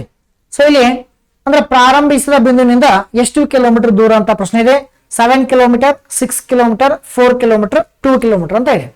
ಈಗ ದಿಕ್ಕುಗಳ ಮೇಲೆ ಇರೋದಂತ ಒಂದು concept ಇದೆ. First ಏನ್ ಮಾಡಿದ್ರೆ ಪೂರ್ವಕ್ಕೆ, ನಮ್ಮ ಬಲಗಡೆ ಅಂದ್ರೆ ಯಾವುದೇ ದಿಕ್ಕಾಗುತ್ತದೆ, ಪೂರ್ವ ಆಗುತ್ತದೆ. ಇದು ನಮ್ಮ ಬಲಗಡೆ ಅಂದ್ರ ಇದು ಪೂರ್ವ ದಿಕ್ಕ, ನಮ್ಮ ಎಡಗಡೆ ಅಂದ್ರೆ ಪಶ್ಚಿಮ ದಿಕ್ಕ, ಮೇಲೆ ಅಂದ್ರ ಉತ್ತರ, ಕೆಳಗಡೆ ಅಂದ್ರ ದಕ್ಷಿಣ. ಹಿಂಗ್ ಕಾನ್ಸಂಟ್ರೇಟ್ ಮಾಡಬೇಕು. ಈಗ ಪೂರ್ವಕ್ಕೆ ಎಷ್ಟು ಕಿಲೋಮೀಟರ್, 4 ಕಿಲೋಮೀಟರ್ ಅಂತ ಒಂದು ಪಾಯಿಂಟ್ ಗುರುತಿಸ್ಬೇಕಷ್ಟೇ. ಸೊ ಒಂದು ಪಾಯಿಂಟ್ ಅನ್ನ ಗುರುತಿಸಿ, ಈಗ ಒಂದು ಪಾಯಿಂಟ್ ಗುರುತಿಸೋಣ. ಪೂರ್ವಕ್ಕೆ ಎಷ್ಟು ಕಿಲೋಮೀಟರ್ ಅಂದಾಗ ಪೂರ್ವಕ್ಕೆ 4 ಕಿಲೋಮೀಟರ್, ಪೂರ್ವಕ್ಕೆ 4 ಕಿಲೋಮೀಟರ್ ಹೋಗೋಣ. ಅಲ್ಲಿಂದ ಪೂರ್ವಕ್ಕೆ 4 ಕಿಲೋಮೀಟರ್, ಉತ್ತರಕ್ಕೆ ಎಷ್ಟು ಕಿಲೋಮೀಟರ್ ಅಂದ್ರೆ ಉತ್ತರಕ್ಕೆ 3 ಕಿಲೋಮೀಟರ್. ಸೊ ಉತ್ತರಕ್ಕೆ ಎಷ್ಟು, 3 ಕಿಲೋಮೀಟರ್, 3 ಕಿಲೋಮೀಟರ್, ಉತ್ತರಕ್ಕೆ 3 ಕಿಲೋಮೀಟರ್. ಆಮೇಲೆ ಮತ್ತೆ ಪೂರ್ವಕ್ಕೆ ಮತ್ತೆ ಎಷ್ಟು ಕಿಲೋಮೀಟರ್ ಅಂದ್ರೆ 2 ಕಿಲೋಮೀಟರ್, ಮತ್ತೆ ಪೂರ್ವಕ್ಕೆ 2 ಕಿಲೋಮೀಟರ್. ಆಮೇಲೆ ದಕ್ಷಿಣಕ್ಕೆ 3 ಕಿಲೋಮೀಟರ್, ಆಮೇಲೆ ದಕ್ಷಿಣಕ್ಕೆ ಎಷ್ಟು, ಸೊ 3 ಕಿಲೋಮೀಟರ್, 3 ಕಿಲೋಮೀಟರ್. ಆಮೇಲೆ ಈಗ ಏನಂದ್ರ ಪ್ರಾರಂಭಿಸಿದ ಬಿಂದುವಿನಿಂದ ಅಂದ್ರೆ ಎ ಅಂದ್ರ ಪ್ರಾರಂಭ, ಬಿ ಅಂದ್ರೆ ಏನಾಗುತ್ತದೆ, ಎಂಡ್ ಆಗುತ್ತದೆ, ಎಂಡಿಂಗ್ ಪಾಯಿಂಟ್ ಅಂತ ತಿಳ್ಕೊಬೇಕು. ಪ್ರಾರಂಭ ಮತ್ತು ಅಂತಂದಾಗ ಈಗ ಇಲ್ಲಿಂದ ಇಲ್ಲಿವರೆಗೆ ಎಷ್ಟು ಕಿಲೋಮೀಟರ್ ಇದೆ, 4 ಕಿಲೋಮೀಟರ್ ಇದೆ. ಸೊ ಇದೆಷ್ಟು ಕಿಲೋಮೀಟರ್, 2 ಕಿಲೋಮೀಟರ್ ಇದೆ. ಇದು 2 ಕಿಲೋಮೀಟರ್ ಆಗುತ್ತದೆ, ಇದು 2 ಕಿಲೋಮೀಟರ್, ಇದೆಷ್ಟು 4 ಕಿಲೋಮೀಟರ್. ಸೊ ಹಾಗಾದ್ರೆ ಟೋಟಲ್ ಎಷ್ಟು ಅಂದಾಗ ಇದು 4 ಪ್ಲಸ್ 2 ಅಂದ್ರೆ ಎಷ್ಟಾಗುತ್ತದೆ, ಸೊ ಟೋಟಲ್ 6 ಕಿಲೋಮೀಟರ್ ಆಗುತ್ತದೆ. ಹಾಗಾದ್ರೆ ಈ ಪ್ರಶ್ನೆಗೆ ಆನ್ಸರ್ ಎಷ್ಟಾಗುತ್ತದೆ ಅಂದ್ರೆ 6 ಕಿಲೋಮೀಟರ್ ಅಂತ ಹೇಳ್ಬೋದು. 6 ಕಿಲೋಮೀಟರ್ ಈ ಪ್ರಶ್ನೆಗೆ ಸರಿಯಾದ ಉತ್ತರ. ಸೊ 6 ಕಿಲೋಮೀಟರ್ ಅಂತ ನಾವು ಹೇಳ್ಬೋದು. ಹಿಂಗ ಏನ್ ಮಾಡ್ಬೇಕಂದ್ರ ಆಪ್ಷನ್ ಬಿ ಈ ಪ್ರಶ್ನೆಗೆ ಸರಿಯಾದ ಉತ್ತರ. ಈ ತರ ಏನ್ ಮಾಡ್ಬೇಕಂದ್ರ ಪ್ರಶ್ನೆಗಳನ್ನ ಕ್ಲೀನ್ ಆಗಿ ಓದ್ಕೊಂಡು ಹಿಂಗ್ ಪ್ರಶ್ನೆಗಳನ್ನ ಬಿಡಿಸಿ ನಿಮ್ಗ ಅನುಕೂಲ ಆಕತಿ. ಎಸ್, ಇನ್ನ ಮುಂದಿನ ಪ್ರಶ್ನೆ ಹೋಗೋಣ. ಮುಂದಿನ ಪ್ರಶ್ನೆ ಇದು ಯಾವ ಕಾನ್ಸೆಪ್ಟ್ ಮೇಲೆ ಇದೆ ಅಂದ್ರ ಒಂದು ಪರ್ಮುಟೇಷನ್ ಮೇಲೆ ಇರ್ತಕ್ಕಂಥ ಕಾನ್ಸೆಪ್ಟ್. ಪರ್ಮುಟೇಷನ್ ಮೇಲೆ, ಕ್ರಮ ಯೋಜನೆ ಮೇಲೆ ಇರುವಂತ ಒಂದು ಕಾನ್ಸೆಪ್ಟ್. ಇಂಥ ಪ್ರಶ್ನೆಗಳನ್ನ 100% ನಮ್ಮ ಪೊಲೀಸ್ ಕಾನ್ಸ್ಟೇಬಲ್ ಮತ್ತು PSC ಎಕ್ಸಾಮ್ದಲ್ಲಿ ಪ್ರಶ್ನೆಗಳು ಕೇಳಕೇತನ ಮತ್ತು ವಿವಿಧ ಇನ್ನಿತರ ಎಲ್ಲ ಸ್ಪರ್ಧಾತ್ಮಕ ಪರೀಕ್ಷೆಗಳು ಕೂಡ ಪ್ರಶ್ನೆಗಳು ಬಂದೇ ಬರ್ತಾವೆ. ಸ್ವಲ್ಪ ಕಾನ್ಸಂಟ್ರೇಟ್ ಮಾಡಿ. ಇನ್ನ ಇಲ್ಲಿ ನೋಡ್ರಿ ಯಾವ ತರ ಇದೆ ಪ್ರಶ್ನೆ ಗಮನಿಸಿ. ಒಂದು ತರಗತಿಯಲ್ಲಿರುವ 10 ಜನ ವಿದ್ಯಾರ್ಥಿಗಳಲ್ಲಿ ಇಬ್ಬರು ವಿದ್ಯಾರ್ಥಿಗಳ ಗುಂಪುಗಳನ್ನು ಮಾಡಿ ಎಷ್ಟು ಛಾಯಾಚಿತ್ರವನ್ನು ತೆಗೆಯಬಹುದು, ಎಷ್ಟು ಛಾಯಾಚಿತ್ರ ಅಂದ್ರೆ ಎಷ್ಟು ಫೋಟೋವನ್ನು ತೆಗೆಯಬಹುದು ಅಂತ ಪ್ರಶ್ನೆ ಇದೆ. In how many ways can 10 students arrange themselves in a picture taking if it is allows only 2 persons at a time? Question mark. So 38, 90, 84, 96 ಅಂತ ಇದೆ. ಅರ್ಥ? ಇದನ್ನ ಹೆಂಗ್ ಬಿಡಿಸ್ಬೇಕಂದ್ರ ಇದಕ್ಕೊಂದು ಸೂತ್ರ ಇದೆ, ಪರ್ಮುಟೇಷನ್ ಒಂದು ಫಾರ್ಮುಲಾ ಇದೆ. ಸೊ ಯಾವ್ದಂದ್ರೆ NPR ಅಂತ ಇದೆ ಒಂದು formula. NPR is equal to n factorial divided by n minus r whole factorial. ಇದು ಒಂದು ಕ್ರಮ ಯೋಜನೆ ಪರ್ಮುಟೇಷನ್ ಫಾರ್ಮುಲಾ ಇದೆ. ಈ ಸೂತ್ರ ಬಳಕೆ ಮಾಡಬಹುದು. ಇಲ್ಲಿ n ಅಂದ್ರೆ ಏನಾಗುತ್ತದೆ ಅಂದ್ರೆ 10 ಜನ, ಒಟ್ಟು ಜನರ ಸಂಖ್ಯೆ ಎಷ್ಟಿದೆ 10 ಇದೆ. ಇನ್ನು r ಅಂದ್ರೆ ಏನಾಗುತ್ತದೆ ಅಂದ್ರೆ ಎಷ್ಟು ಜನ ತೆಗೆದುಕೊಳ್ಳುತ್ತೇವೆ ಅನ್ನೋದು ಅದು r. ಅಂದ್ರ 10 ಜನ ಅಂತಂದಾಗ n ಆಗುತ್ತದೆ, r ಅಂದ್ರ 2 ಆಗುತ್ತದೆ. ಅದಕ್ಕೆ ನಾವು ನೆಕ್ಸ್ಟ್ ಏನ್ ಮಾಡ್ಬೇಕಂದ್ರ ಈಗ next 10 factorial divided by 10 minus 2 whole factorial ಅಂತ ಮಾಡ್ಕೋಬೇಕು. ಆಯ್ತಾ? ಆಮೇಲೆ ಇದನ್ನ ಸಾಲ್ವ್ ಮಾಡ್ಕೋಬೇಕಷ್ಟೇ. ಇದನ್ನ ಯಾವ ತರ ಸಾಲ್ವ್ ಮಾಡ್ಬೇಕಂದ್ರ ಈಗ 10 ಹೆಂಗಿದೆ ಅಂಗೇಡನ, ಇಲ್ಕಂದ್ರ ಈ 10ರಲ್ಲಿ 2 ಕಳೆದಾಗ ಎಷ್ಟಾಗುತ್ತದೆ 8 ಆಗುತ್ತದೆ. ಸೊ ಆಗ 8 ಫ್ಯಾಕ್ಟೋರಿಯಲ್ ಅಂತ ಮಾಡ್ಕೋಬೇಕು. 10 into 9 into 8 ಫ್ಯಾಕ್ಟೋರಿಯಲ್ ಈ ತರ ಮಾಡ್ಕೊಂಡಾಗ ಆಮೇಲೆ ಇಲ್ಲಿ ಏನ್ ಮಾಡ್ಕೋಬೇಕಂದ್ರ ಇದನ್ನ ಕ್ಯಾನ್ಸಲ್ ಮಾಡ್ಕೋಬೇಕಷ್ಟೇ. ಈ 8 ಫ್ಯಾಕ್ಟೋರಿಯಲ್ ಕ್ಯಾನ್ಸಲ್ ಮಾಡ್ಕೋಬೇಕು. ಸೊ ಕ್ಯಾನ್ಸಲ್ ಮಾಡ್ಕೊಂಡಾಗ 10 ಮತ್ತು 9 ಇತ್ತು. 10 9 ಎಷ್ಟಾಗುತ್ತದೆ 90, 90. ಸೊ ಈ ಪ್ರಶ್ನೆಗೆ ಸೊ ಆನ್ಸರ್ ಎಷ್ಟಾಗುತ್ತದೆ ಅಂದ್ರೆ 90. 10 into 9 ಅಂದಾಗ 90. ಸೊ ಈ ಪ್ರಶ್ನೆಗೆ ಆನ್ಸರ್ ಯಾವ್ದಾಗುತ್ತದೆ ಅಂದ್ರೆ option B correct answer. Option B correct answer in this question. So ಅದಕ್ಕೆ ಏನ್ ಮಾಡ್ಬೇಕಂದ್ರ ಹಿಂಗ ಒಂದು ಕಾನ್ಸೆಪ್ಟ್ ಅರ್ಥ ಮಾಡ್ಕೊಂಡು ಒಂದೊಂದು ಪ್ರಶ್ನೆಗಳು ಹಿಂಗ್ ಕೇಳ್ತಾರೆ, ಡೈರೆಕ್ಟ್ ಆಗಿ ಆನ್ಸರ್ ಮಾಡಿ ಇಟ್ಬಿಡ್ಬೇಕು ಅಷ್ಟೇ. ಒಂದ್ 2 ಸ್ಟೆಪ್ನಾಗ ಒಂದು ಫಾರ್ಮುಲಾಗಳನ್ನ ಒಂಚೂರು ಕಾನ್ಸಂಟ್ರೇಟ್ ಮಾಡ್ಬೇಕು. ಕೆಲವೊಂದು ಪ್ರಮುಖ ಟಾಪಿಕ್ ಗಳಿಗೆ ಒಂದು ಫಾರ್ಮುಲಾಗಳನ್ನ ಒಂಚೂರು ನಿಮ್ಗೆ ಗಮನಿಸ್ರಿ, ಸೊ ಅನುಕೂಲ ಆಗುತ್ತೆ. ಓಕೆ, ನೆಕ್ಸ್ಟ್ ಸೊ ಮುಂದಿನ ಪ್ರಶ್ನೆ ಇದೆ, ವೆರಿ ವೆರಿ ಇಂಪಾರ್ಟೆಂಟ್. ಮುಂದಿನ ಪ್ರಶ್ನೆ ಏನಿದೆ ಅಂದ್ರ ಇದು ದಾಳಗಳ ಮೇಲೆ ಇರ್ತಕ್ಕಂಥದ್ದು, ಡೈಸಿಸ್ ಮೇಲೆ ಪ್ರಶ್ನೆಗಳ ಎಕ್ಸಾಮ್ ದಲ್ಲಿ ಒಂದು ಪೊಲೀಸ್ ಕಾನ್ಸ್ಟೇಬಲ್ ಆಗಿರ್ಬೋದು ಮತ್ತು PSI ಎಕ್ಸಾಮ್ ಆಗಿರ್ಬೋದು, ಇನ್ನಿತರೆ ಸ್ಪರ್ಧಾತ್ಮಕ ಪರೀಕ್ಷೆಗೆ ಸೊ ಈ ಒಂದು ದಾಳಗಳ ಮೇಲೆ ಪ್ರಶ್ನೆ ಇದೆ ಎಕ್ಸಾಮ್ ಕೇಳ್ತಾನೆ. ನೋಡಿ ಕ್ವಶನ್ ಓದ್ಕೊಳ್ಳಿ ಎಲ್ಲರೂ, ಕ್ವಶನ್ ಕ್ಲೀನ್ ಆಗಿ ಓದ್ಕೊಳ್ಳಿ ಎಲ್ಲರೂ. ಸೊ ಕ್ವಶನ್ ಇದೆ ಅಂದ್ರೆ ಎರಡು ದಾಳಗಳನ್ನು ಉರುಳಿಸಿದಾಗ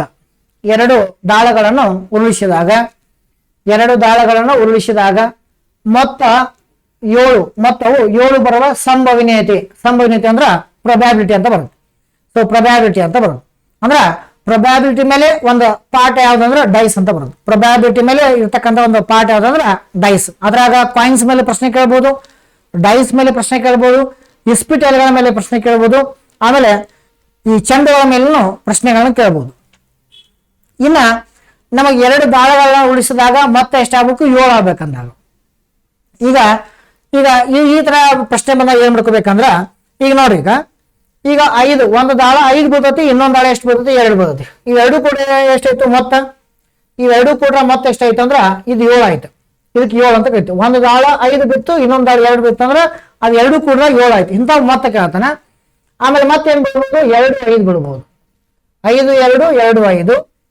ಆಮೇಲೆ ಮತ್ತೇನಾಗ್ಬೋದು ಅಂದ್ರ ಈಗ 1 6 ಬಿಡ್ಬೋದು. 1 6 6 1 ಬಿಡ್ಬೋದು. ಆಮೇಲೆ 4 3 7 ಆಗುತ್ತದೆ. ಆಮೇಲೆ 3 ಮತ್ತು 4 ಇದು 7 ಆಗುತ್ತದೆ. ಈ ಟೋಟಲ್ ಎಷ್ಟಾಕವ ಅಂದ್ರ ಇದು 1 2 3 4 5 6 ಟೋಟಲ್ ಎಷ್ಟಾಕವ ಅಂದ್ರ ಎಷ್ಟ ಬಾರಿ ಬೀಳೋದು? 6 ಬಾರಿ ಬೀಳ್ತಾವ. ಇದ್ರ ಪ್ರೊಬ್ಯಾಬಿಲಿಟಿ ಬೇಕಾಗಿದೆ.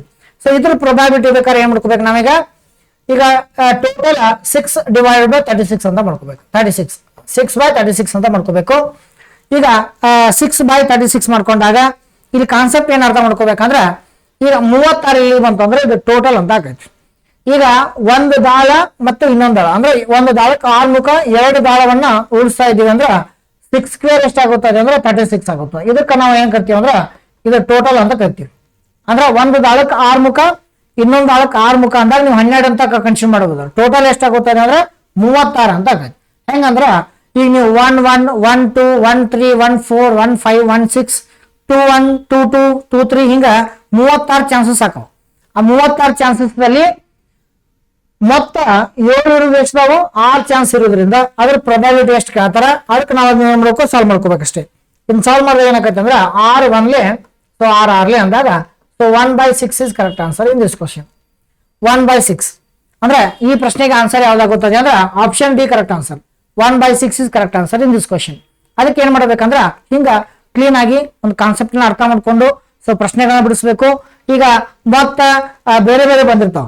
ಈಗ ನೀವೇನ್ ಮಾಡ್ಬೇಕಂದ್ರೆ ಒಂದು ಕಮೆಂಟ್ ಬಾಕ್ಸ್ ಅಲ್ಲಿ ಮೊತ್ತ 8 ಬರುವ ಸಂಭವನೀಯತೆ ನೀವು ಕಮೆಂಟ್ ಬಾಕ್ಸ್ ಅಲ್ಲಿ ತಿಳಿಸಿ ನೋಡೋಣ. ಮೊತ್ತ ಈಗ 7 ಮೇಲೆ ಕೊಟ್ಟನೆ ಮೊತ್ತ 8 ಬರುವ ಕಮೆಂಟ್ ಬಾಕ್ಸ್ ಅಲ್ಲಿ ತಿಳಿಸಿ ನೋಡೋಣ. ಮೊತ್ತ 8 ಬರುವ ಸಂಭವನೀಯತೆ ಎಷ್ಟಾಗುತ್ತದೆ ಅಂದ್ರೆ ಸೊ ನೀವು ಕಮೆಂಟ್ ಬಾಕ್ಸ್ ಅಲ್ಲಿ ಸೊ ಪ್ರಶ್ನೆಗಳನ್ನ ತಿಳಿಸಿ ನೋಡೋಣ. ಓಕೆ, ನೆಕ್ಸ್ಟ್ ಇನ್ನ ಮುಂದಿನ ಪ್ರಶ್ನೆ ಯಾವ್ದ್ರ ಮೇಲೆ ಇದೆ ಅಂದ್ರ ಒಂದು ಸರಳ ಬಡ್ಡಿ ಮೇಲಿದೆ. ಸರಳ ಬಡ್ಡಿ ಮೇಲೆ ಇರ್ತಕ್ಕಂಥದ್ದು ಸರಳ ಒಂದು ಬಡ್ಡಿ ಮೇಲೆ ಆಮೇಲೆ ಒಂದು ಬಡ್ಡಿಯ ದರ ಅಂತ ಕರಿತೀವಿ ನಾವು. ಅದ್ರ ಮೇಲೆ ಇರ್ತಕ್ಕಂಥದ್ದು ಇಲ್ಲಿ ಕಾನ್ಸಂಟ್ರೇಟ್ ಮಾಡಿ.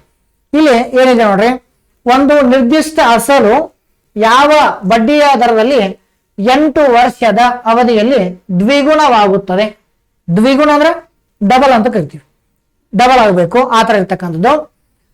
At what rate of simple interest a certain sum will be doubled in 8 years ಅಂತ ಇದೆ. ಸೊ ಆಪ್ಷನ್ 1 ಏನಿದೆ 15.5%, 10.5%, 13.5%, 12.5% ಅಂತ ಇದೆ. ಈ ತರ ಒಂದು ಕಾನ್ಸೆಪ್ಟ್ಗಳು ಡಬಲ್ ಡಬಲ್ ಡಬಲ್ ಅಂತ ಏನ್ರೆ ಬಂದು ಅಂದ್ರ ನೀವೇನ್ ಮಾಡ್ಕೋಬೇಕಂದ್ರೆ ಇಲ್ಲಿ ಜಸ್ಟ್ ಡಬಲ್ ಅಂತ ಏನ್ರ ಒಂದು ಕಾನ್ಸೆಪ್ಟ್ ಏನ್ರ ಬಂತಂದ್ರ 100 ಅಂತ ತೆಗೆದುಕೊಳ್ಬೇಕು ಅಷ್ಟೇ. ಯಾವುದೇ ಕಾನ್ಸೆಪ್ಟ್ ಬರಲಿಲ್ಲ, ಡಬಲ್ ಅಂತ ಏನ್ರ ಬಂತಂದ್ರ 100 ಅಂತ ತೆಗೆದುಕೊಳ್ಬೇಕು. ಅದೇ 3 ಟೈಮ್ಸ್ ಅಂತ ಬಂತಂದ್ರ 200 ತೆಗೆದುಕೋಬೇಕು. 4 ಟೈಮ್ಸ್ ಬಂದಾಗ 300 ಒಂದ್ ಕಡಿಮೆ ತಗೋಬೇಕು ಅಷ್ಟೇ. ಡಬಲ್ ಅಂದಾಗ 100 ತಗೋಬೇಕು. ಟ್ರಿಪಲ್ ಅಂದಾಗ 200 ತಗೋಬೇಕು. 3 ಟೈಮ್ಸ್ ಅಂದಾಗ ಸೊ ಏನ್ ಮಾಡ್ಕೋಬೇಕು ನಾವು ಅಲ್ಲಿ 400 ತೆಗೆದುಕೊಳ್ಬಲ್ಲಿ 200 ತೆಗೆದುಕೋಬೇಕು ಅಷ್ಟೇ. ನೋಡಿ, ಡಬಲ್ ಅಂದಾಗ 100, ಅದು ಟ್ರಿಬಲ್ ಅಂದಾಗ 200 ಅಂತ ತಗೋಬೇಕು ಅಷ್ಟೇ. ಇದ್ರ ಒಂದು ಕಾನ್ಸಂಟ್ರೇಟ್ ಮಾಡ್ರಿ. ಈಗ ಎಷ್ಟು ವರ್ಷ ಇದೆಯಲ್ಲ ಇಲ್ಲಿ ಕೆಳಗಡೆ ಬರಬೇಕು. ಎಷ್ಟು ವರ್ಷ ಇದೆ? 8 ವರ್ಷ. 8 ವರ್ಷ ಬರೀಬೇಕು. ಆಮೇಲೆ ಇದನ್ನ ಸಾಲ್ವ್ ಮಾಡಿದಾಗ ಆನ್ಸರ್ ಯಾವ ತರ ಸಾಲ್ವ್ ಮಾಡ್ಬೇಕಂದ್ರೆ 8 1 8 ಎಷ್ಟಲೇ 8 1 8 ಆಯ್ತು. ಎಷ್ಟು ಉಳಿತು ಅಂದ್ರೆ 2 ಉಳಿತು. 8 2 ಎಷ್ಟು 16. 8 2 16 ಆಯ್ತು. ಎಷ್ಟು ಉಳಿತು? 4 ಉಳಿತು. ಇಲ್ಲಿ ಪಾಯಿಂಟ್ ಇಡಬೇಕು, 40 ಆಗುತ್ತದೆ. 8 1 8 ಅಷ್ಟೇ, 8 5 ಸೊ ಎಷ್ಟಾಗುತ್ತದೆ ಅಂದ್ರೆ 12.5%. 12.5%. ಈ ಪ್ರಶ್ನೆಗೆ ಆನ್ಸರ್ ಎಷ್ಟಾಗುತ್ತದೆ ಅಂದ್ರೆ 12.5% ಅಂತ ಹೇಳ್ಬೋದು. 12.5%. ಆಯ್ತಾ? ಅದಕ್ಕೆ ಈ ಪ್ರಶ್ನೆಗೆ ಸರಿಯಾದ ಉತ್ತರ ಆಪ್ಷನ್ ಡಿ ಅಂತ ಹೇಳ್ಬೋದು ಅಷ್ಟೇ. ಹಿಂಗ ಏನ್ ಮಾಡಬೇಕು, ಡಬಲ್ ಅಂತ ಬಂತಂದ್ರೆ ಯಾವುದೇ ಕಾನ್ಸೆಪ್ಟ್ ಬರಲ್ಲ, ಡಬಲ್ ಅಂತ ಬರಲ್ಲ. ಈಗ 10 ವರ್ಷ ಡಬಲ್ ಅಂತ ಕೇಳ್ತಾರ ಅವ್ರು. 10 ವರ್ಷ ಡಬಲ್ ಅಂತ ಅಂದಾಗ ಏನ್ ಮಾಡ್ಕೋಬೇಕು ನೀವು, 100 ಡಿವೈಡೆಡ್ ಬೈ 10 ಅಂತ ಬರೋದು. 10 ವರ್ಷ ಅಂದ್ರೆ 100 divide by 10, 0 cancel, answer so 10% ಅಂತ ಹೇಳ್ಬೇಕು. ಸೊ ಒಂದ್ ವರ್ಷಿಗೆ 10% ಅಂದ್ರೆ 10 ವರ್ಷ 100% ಆಗಲ್ಲ, ಡಬಲ್ ಆಗತಿ. ಇಟ್ ಸಿಂಪಲ್ ಕಾನ್ಸೆಪ್ಟ್ ಅರಾದಿಲ್ಲ. ಈಗ ನೆಕ್ಸ್ಟ್ ನೋಡ್ರಿ, ಕಾನ್ಸಂಟ್ರೇಟ್ ಮಾಡಿ. ಈಗ 100 ಡಿವೈಡೆಡ್ ಬೈ ಎಷ್ಟು ವರ್ಷ, 2 ವರ್ಷ ಡಬಲ್ ಅಂತ ಕೊಟ್ರೆ, 2 ವರ್ಷ ಡಬಲ್ ಅಂದ್ರೆ ಇಲ್ಲಿ 2 ಬರೀಬೇಕು. ಸೊ ಅದೇನಾಗತ್ತೆ 50% ಆಗತ್ತೆ. ಅಂದ್ರೆ ಒಂದ್ ವರ್ಷಿಗೆ 50%, ಇನ್ನೊಂದು ವರ್ಷಿಗೆ 50% ಅಂದ್ರೆ 100% ಅಥವಾ 2 ವರ್ಷಿಗೆ ಅಂದ್ರೆ ಡಬಲ್ ಆತ್ಲ ಅದು. ಈಗ ಒಂದ್ ವರ್ಷಿಗೆ 50%, ಮತ್ತೊಂದು ವರ್ಷಿಗೆ 50%, ಆತರ. ಇನ್ನಂದ್ರ ಈಗ ಒಂದ್ ವರ್ಷಿಗೆ ಡಬಲ್ ಆಗೋದು ಅಂದ್ರೆ ಏನ್ ಕೊಟ್ಟಾರ, ಒಂದ್ ವರ್ಷ ಡಬಲ್ ಅಂದ್ರೆ 100 ಬೈ ಸೊ 100 ಅಂತ ಮಾಡ್ಕೋಬೇಕು. 100 ಬೈ 1 ಮಾಡ್ಕೊಂಡಾಗ ಏನಾಗತ್ತೆ, ಸೊ 100% ಬರುತ್ತೆ. 100% ಒಂದ್ ವರ್ಷ ಡಬಲ್ ಆಕತಿ. ಈ ತರ ಕಾನ್ಸೆಪ್ಟ್. ಇನ್ನ ಇದ್ರ ಮೇಲೆ ಒಂದು ಕ್ವಶನ್ ಕೊಡ್ತಾನೆ, ಅದಕ್ಕೆ ಕಮೆಂಟ್ ಬಾಕ್ಸ್ ಅಲ್ಲಿ ತಿಳಿಸಿ. ಈ ತರ ಎಲ್ಲ ಇದೆ. ಸೊ ಏನ್ ಕೊಡ್ತಾನೆ ಅಂದ್ರ, ಈಗ 12 ವರ್ಷಿಗೆ ಡಬಲ್ ಆಗ್ಬೇಕಾದ್ರೆ ಎಷ್ಟು % ಬೇಕು ಅಂತ ಹೇಳಿ. ಅಂದ್ರ 12 ವರ್ಷಿಗೆ ಡಬಲ್ ಆಗ್ಬೇಕಂದ್ರ ಎಷ್ಟು ಪ್ರತಿಶತ ಬೇಕಂತೇಳಿ ನೀವು ಕಮೆಂಟ್ ಬಾಕ್ಸ್ ಅಲ್ಲಿ ತಿಳಿಸಿ ನೋಡೋಣ. ಆಯ್ತಾ? ಸೊ ಕರೆಕ್ಟ್ ಆಗಿ ಈ ತರ ಕಂಟಿನ್ಯೂಸ್ ಆಗಿ ವಿಡಿಯೋ ವಾಚ್ ಮಾಡ್ರಿ. ಈ ಪ್ರಶ್ನೆಗೆ ಆನ್ಸರ್ನ ಕಮೆಂಟ್ ಬಾಕ್ಸ್ ಅಲ್ಲಿ ತಿಳಿಸಿ ನೋಡೋಣ. ಸೊ ಆತ್ಮೀಯ ಸ್ಪರ್ಧಾರ್ಥಿಗಳೇ, ಇಲ್ಲಿ ನಿಮ್ಗ ಒಂದು ಮಾನಸಿಕ ಸಾಮರ್ಥ್ಯದ ಪುಸ್ತಕ, ಆಯ್ತಾ, ಒಂದು ಮೆಂಟಾಲಿಟಿ ಕಂಪ್ಲೀಟ್ ಒಂದು ಮೆಂಟಾಲಿಟಿ ಒಂದು ಪುಸ್ತಕ ನಿಮ್ಗೆ ಏನ್ರ ಬೇಕಾದ್ರೆ ವಿದ್ಯಾಪೀಠ studies.com ಅಂತೇಳಿ ಇಲ್ಲಿ ಒಂದು ವೆಬ್ಸೈಟ್ ಇದೆ. ಆ ವೆಬ್ಸೈಟ್ ಅಲ್ಲಿ ಹೋಗಿ ಆ ಬುಕ್ಸ್ ಅನ್ನ ಬೈ ನೌ ಅಂತ ಒತ್ತಿದಾಗ ಸೊ ಕಂಪ್ಲೀಟ್ ನಿಮ್ಗ ಇದ್ರ ಒಂದು ಕೊರಿಯರ್ ಮುಖಾಂತರ ಈ ಪುಸ್ತಕವನ್ನ ಅತ್ಯಂತ ಕಡಿಮೆ ಬೆಲೆಯಲ್ಲಿ ಒಂದು ಕೊರಿಯರ್ ಮಾಡ್ತೀವಿ. ಅದ್ರ ಜೊತೆಗೆ KS ಪ್ರಶ್ನೆ ಪತ್ರಿಕೆ ಇದೆ, KS ಪ್ರಶ್ನೆ ಪತ್ರಿಕೆ, ಆಮೇಲೆ KS ಪ್ರಶ್ನೆ ಪತ್ರಿಕೆ ಆಗ್ಲಿ, ಆಮೇಲೆ GK 360 ಡಿಗ್ರಿ ಬುಕ್ ಕೂಡ ಸೊ ಅಲ್ಲೂ ಕೂಡ ಅವೈಲೇಬಲ್. ಇನ್ನ ಸದ್ಯದಲ್ಲಿ ನಾನು ಅಪ್ಲೋಡ್ ಮಾಡ್ತೇನೆ. ಎಲ್ಲ ಕಂಪ್ಲೀಟ್ ಒಂದು ನಿಮಗೆ ಪುಸ್ತಕ ಏನಾರ ಬೇಕಾದ್ರೆ ವಿದ್ಯಾಪೀಠ studies.com ದಲ್ಲಿ ಮತ್ತು ಇನ್ನಿತರ ಸ್ಟ್ಯಾಂಡರ್ಡ್ ಆಥರ್ಗಳ ಪುಸ್ತಕಗಳು ಕೂಡ ಆ ವೆಬ್ಸೈಟ್ ಇದೆ. ಅದು ಕೂಡ ನೀವು ನೋಡ್ಕೋಬಹುದು. ಆಮೇಲೆ ಅಲ್ಲಿ ನೀವು ಬೈ ನೌ ಅಂತ ಹೋಗ್ತಾರಂದ್ರೆ ನಿಮಗೆಲ್ಲ ಸಿಗ್ತಾವೋ, ಅಲ್ಲಿ ಕೂಡ ನೋಡ್ಕೊಳ್ಳಿ. ಇನ್ನ ಇದ್ರ ನೆಕ್ಸ್ಟ್ ಮುಂದಿನ ವಿಡಿಯೋನ ಸೊ ಈಗ ಪಾರ್ಟ್ 1 ಅಂತ ಕ್ಲಾಸ್ 1 ಅಂತ ಇದೆ. ಇನ್ನ ಕ್ಲಾಸ್ 2 ಬಗ್ಗೆ ಮುಂದಿನ ಕ್ಲಾಸ್ ಅಲ್ಲಿ ಏನ್ ಮಾಡ್ತಾರೆ ಅಂದ್ರೆ ಇದ್ರ ಬಗ್ಗೆ ಕಂಪ್ಲೀಟ್ ಕಾನ್ಸೆಪ್ಟ್ ಗಳನ್ನ ನಾನು ತಗೊಂಡ್ಬರ್ತೀನಿ. ಕಂಟಿನ್ಯೂಸ್ ಆಗಿ ವಿಡಿಯೋನ ವಾಚ್ ಮಾಡ್ತಾ ಹೋಗ್ರಿ. ಮುಂದಿನ ದಿನದಲ್ಲಿ ಸೊ ಏನು ನಿಮಗೆ PCPSC ಎಕ್ಸಾಮ್ಗಳಿಗೆ ಏನ್ ಬೇಕಲ್ಲ ಅದನ್ನೆಲ್ಲ ಕೂಡ ಕ್ಲೀನ್ ಆಗಿ ನಾ ಹೇಳ್ಕೊಡ್ತೀನಿ. ಮುಂದಿನ ವಿಡಿಯೋದಲ್ಲಿ ಮತ್ತೆ ಸಿಗೋಣ. Thank you so much.